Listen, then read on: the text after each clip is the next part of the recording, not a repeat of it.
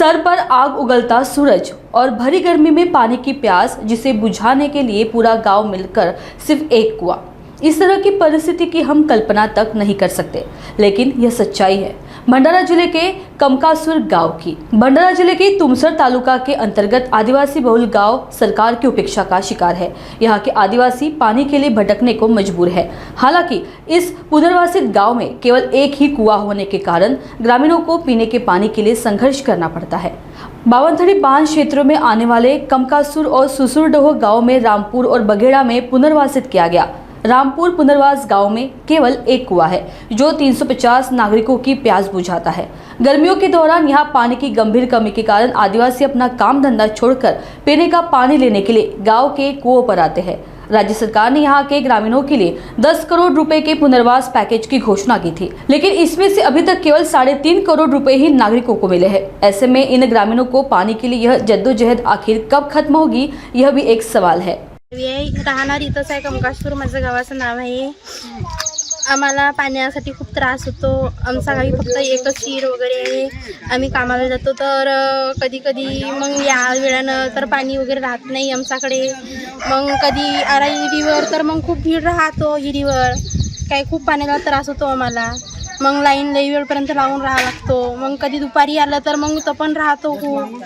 त्याच्यामुळे आम्हाला काही ह्याच नाही होत पाण्याची काळजी वगैरे करून। तर मग आम्ही कामाला कसं जाऊन आमचंही काही लागतं की नाही घरी वगैरे करायचं। आमच्या गावात कोणी येऊन लोक पाहत नाही, मोठे सदस्य नाही पाहत नाही, गावचे कोणीच पाहत नाही। नळ द्यायला कोणी तयार होती तर लोकप्रतिनिधी आमच्याकडे काही लक्ष देत नाही। हेडपंप किंवा नळाची सुविधा करावी आमच्या गावामध्ये, हिची आम्ही ह्या करतो, मागणी करत आहोत। आमच्या गावामध्ये काही खूप त्रास होतो। नळ किंवा बोरवेलची काही सुविधा करावी। अशोक उईके आदिवासी सेवक पुरस्कार प्राप्त। आज आपलं कमकासूर जो गाव आहे हा पुनर्वसन गाव आहे आणि ह्या गावामध्ये आज पाण्याची फार मोठी समस्या आहे। एकच विहीर आहे आणि याच्यामध्ये ह्या बायांच्या पाण्यामुळे कधीकधी तर यांना कामावर जावं लागते, कारण की यांच्याकडे जमीनसुद्धा नाही आहे आणि त्यामुळे त्यांच्यावर उपासमारची पाळी येते। परंतु आम्ही आमदार साहेबांना सुद्धा सांगितलं, परंतु अधिकारी वर्ग एवढं दुर्लक्ष करीत आहेत की आज 10-15 दिवस झाले परंतु अधिकारी वर्ग इथं कोणी भटकलेलं नाही। फार एक शोकांतिका आहे। 17 तारखेला आदिवासी विकास मंत्री अशोकजी उईके येत आहेत। आमची त्यांना मागणी आहे की त्यांनी ह्या परिसरामध्ये सुसुडो कमकासूर ह्या गावाला त्यांनी भेट द्यावी आणि इथली समस्या जाणून घ्यावे, तरच मला वाटेल की खरोखर आदिवासी विकास मंत्री हे आदिवासी विकासाकरिता आले आहेत। अन्यथा मी त्यांना म्हणेन की बा एक म्हणजे आदिवासीकडे दुर्लक्षच होईल। तरी त्यांना विनंती आहे की त्यांनी ह्या गावाला भेट द्यावी, अन्यथा यांच्या जर ह्या मागण्या जर पूर्ण झाल्या नाही, बऱ्याच मागण्या त्यांच्या जमिनीच्या मागण्या आहेत। वाढीव जो मोबदला मिळाला होता तो पण त्याच्यामध्ये 10.5 कोटीचा होता आणि 3.5 कोटी फक्त वाटप झाले। 7.5 कोटी रुपयाचा पण तो एक विषय आहे, त्याची पण चौकशी करावी आणि ह्या गावाला भेट द्यावी आणि ह्या समस्या सोडवण्यात याव्या। अन्यथा आम्ही जनतेसोबत इथे एक मोठं तीव्र आंदोलन करू। माझं नाव किशोर जनकलाल उईके आहे। गाव आहे कमकासूर पुनर्वसन आणि आमच्या या गावातली समस्या अशी आहे, पाण्याची एकदम किल्लाट आहे। तेव्हापासून पुनर्वसन झाला म्हणजे 2012मध्ये 11-12मध्ये, त्यावेळेसपासून आतापर्यंत पाण्याची समस्या नाही मिटली आणि मला असं वाटतं की समोर मिटतं का मिटणार की नाही।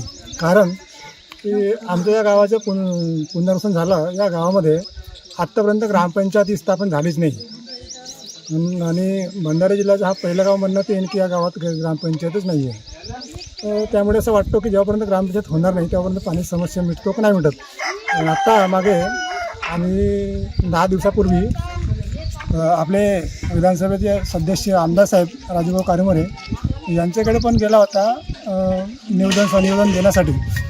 त्यांनी फक्त आम्हाला मनाला लागलं पाहिजे असं मनापूर्वीच त्यांनी फक्त समाधान केले, परंतु अधिकारी आतापर्यंत त्या आमच्या गावाला प्रत्यक्ष भेट नाही दिला की काय समस्या। शेवटी आमदार साहेबांनी म्हटलं तर काय समस्या म्हणून। आणि दुसरा असा की 17-18मध्ये आमच्या या गावाला प्रशासन दत्तक म्हणून शासनाने घेतला होता। तो फक्त कागदापुरतीच राहिला, समोर काही नाही झाला, फक्त कागदामध्येच प्रोसेस झाला आणि त्याचा फायदा या गावातील कोणत्याही नागरिकांना नाही मिळाला। दुसरं असं की या गावात रोजगारासाठी म्हणून समस्या एवढी बिकट आहे की आज जर कामाला नाही गेला तर उद्या का खायचा तो खूप मोठा विषय आहे तो आणि आम्ही शासनाला हेच म्हणत आहोत की आम्ही फक्त आमचा गाव हा कंकासूर 15 हा 100% आदिवासी गाव आहे. 350 लोकसंख्येची वस्ती आहे आणि या गावामध्ये जमीन हा एकही लाभार्थीकडे नाही आहे. भूमिहीन सगळे लाभार्थी भूमिहीन आहेत आणि मला असं वाटतं की आदिवासी कायद्याअंतर्गत त्या प्रत्येक एका कुटुंबाला 1 हेक्टर जमीन द्यायला पाहिजे. नियमावली बसतो हा, पण आतापर्यंत शासनाने दुर्लक्ष केलं आहे. आम्ही मागणी केली, मिनिस्टरकडे मागणी केली, अधिकाऱ्याकडे प्रत्येक वेळेस आम्ही निवेदन देतच राहतो आणि आमच्या पाठीशी अशोक भाऊ उभे राहतात, नेहमी येतात आमच्यासोबत. तर हा एक जुना विषय आहे, आतापर्यंत नाही मिटला. काही लाभार्थी असे आहेत की त्यांनी अर्ज केला आहे पण आतापर्यंत त्यांच्या त्या अर्जाचं प्रत्युत्तर नाही मिळाला आणि ते आतापर्यंत संवेदनशीलच आहे. बरोबर. आणि महत्त्वाचा विषय असा की आमच्या या गावाला बाकीचे विषय आहेच आहे, परंतु या गावाला ग्रामपंचायतची व्यवस्था आधी झाली पाहिजे अशी माझी इच्छा आहे की, आणि वेगळीच ग्रामपंचायत जेवढी शासनाचा नियम असा आहे की 350 लोकसंख्या पाहिजे, तर आमची 350 आहे. आम्ही त्याला कागदी पूर्तता करू की 350 आहे का नाही म्हणून. आणि जो काही प्रोसेस आमच्याकडनं आहे, माझ्याकडे मी देणारच देणार, पण ते व्हायला पाहिजे पहिल्यांदा. बाकीचे विषय आहेत ते होतच राहतील, ठीक आहे, परंतु तो व्हायला पाहिजे. आमच्या या पुनर्वसन गावामध्ये जेव्हा 11-12मध्ये 7-8 ते 11-12मध्ये विशेष पॅकेज मंजूर झाला 10,50,00,000 रुपये, 10.5 कोटी रुपये.